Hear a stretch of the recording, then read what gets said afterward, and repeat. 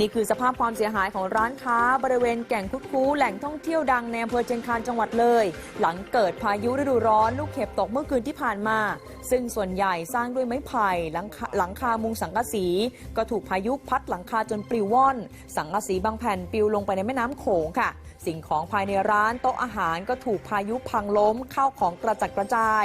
ขณะที่รีสอร์ทที่สร้างใกล้ฝั่งแม่น้ำโขงรวมทั้งบ้านเรือนประชาชนก็เสียหายหนักไม่แพ้กันโดยมีรายงานว่าในหลายพื้นที่ในจังหวัดเลยถูกพายุฤดูร้อนพัดถล่มลูกเห็บตกลงมาอย่างหนักและมีลมแรงมากประมาณถึง45 นาทีค่ะซึ่งเบื้องต้นทางอำเภอเชียงคานได้ให้ทางกำนันผู้ใหญ่บ้านเร่งสำรวจความเสียหายเพื่อรายงานทางจังหวัดให้ความช่วยเหลือต่อไปค่ะ